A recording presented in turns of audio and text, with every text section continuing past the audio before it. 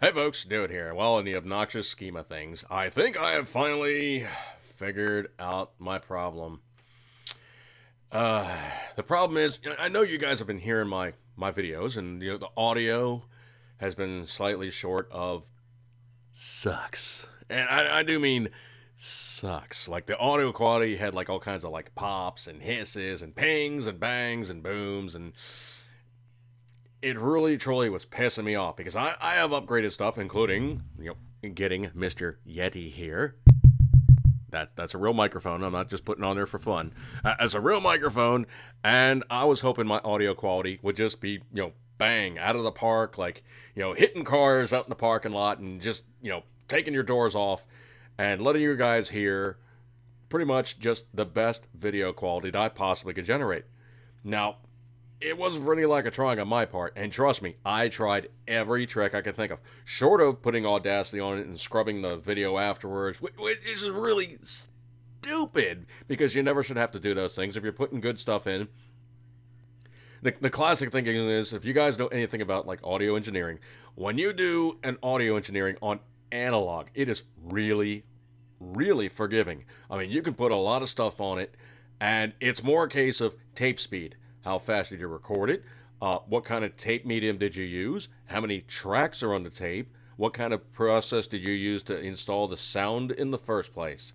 A good microphone, a good system on analog is scary good, especially if you're using virgin tape. If you're using new tape, the sound quality is going to be just flat out and out scary good. It's not the medium that's the problem. It's the process going into it that adds the hiss, the pops, the pings, the bangs, all the other falderall, and what's known as the quote-unquote, doing that 80s thing, that, quote-unquote thing, ambiance. Like all the reverb and the kind of room noise. I mean, case in point, I'm really lucking out because, even though I actually have Mr. Microphone on a desk, I have it isolated. There's a towel underneath here, there's a couple pieces of foam core, and I'm trying to turn the microphone from being a grounded sound sink. In other words, it's, through all the solid surface of, the microphone mount, it's not getting all the sound transmitted through stuff. Now, if you know the way that sound works, I'm going to break it down for you real stupid, simple, and easy here.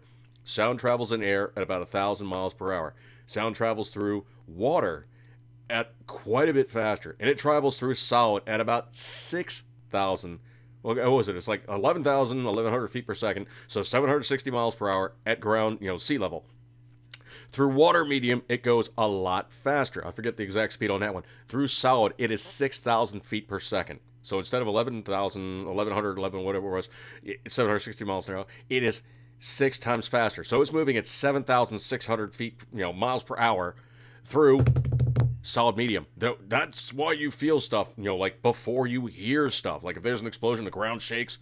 Before you hear the explosion and before you really get like the full ambiance of the bang in the distance, you see it, you feel it, then a while later, everything's like shaking all around you.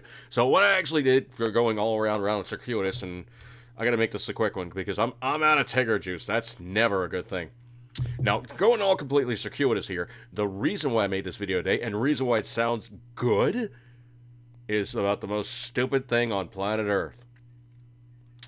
I have a Lenovo computer. It is a Windows 7 Lenovo computer. It's actually a very good computer.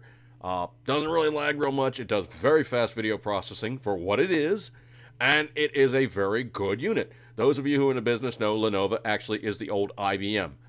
I love IBM stuff. It's awesome tech.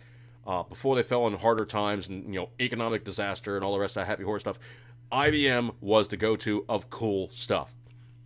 Windows, on the other hand, which is the product that I'm currently using, the Windows Live Movie Maker, to make this video, it is a puppy mother for stupid technology and technological stupidity to be installed. Now, this is Windows 7 64-bit, okay? It is not a stupid program. It's a good OS. It's pretty stable. Doesn't really glitch up too much, and when it does, I know how to kind of fix it. It's actually pretty good. It is a good adjunct to XP. I loved XP. XP was the easiest thing on planet Earth to tweak, tune, and make work great. 7 is a little bit more complex, but it gives you more tools in the toolbox. Do I really use everything in 7? No. But here's the point and parcel and everything that you really kind of have to know about Windows. Windows is a moron. That's it. That's it most exactly. I'm simply going to title this video, Windows is a moron. Windows is written by a bunch of guys who are falling on the original subset of Bill Gates buying MS-DOS, or what actually ran the actual floppy disk player back in the good old days. That was the biggest thing that you had to have, actually, for anything, was the computer to actually recognize a floppy disk. Kids, that's something basically you have to ask your parents about. The floppy disk to actually input the information or import the information into the computer. Now, my biggest thing and my problem actually was my computer didn't know that Windows Live Movie Maker was supposed to be running on Windows 7. It thought it was supposed to be running on Windows XP. That is damn annoying when you basically have something that is Windows this, Windows that, Windows everything, Windows. It should know, hey man, this is a Windows 7 Home Premium Edition, 64-bit. I probably should be running in Windows, not XP, but Windows 7 64-bit Home Premium Edition. That's why I was getting the hisses and the pops. It wasn't completely an incompatible system or status thereof, but it just had just enough of a step to the side that it wasn't working correctly. Windows, you are morons! Bill Gates. Right here, Bill Gates. Right here. Right frickin' here.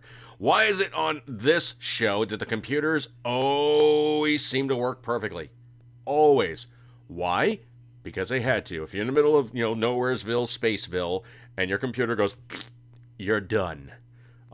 Funny episode on Next Generation, if you guys want to look it up. I think it's 1101001 or something like that. But actually, it's binary code.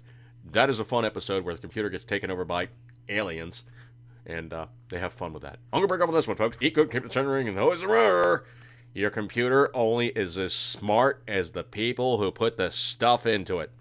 Giggo. Garbage in, garbage out. Windows, you're a bunch of morons. I'm going to break up on this one. Microsoft, you suck.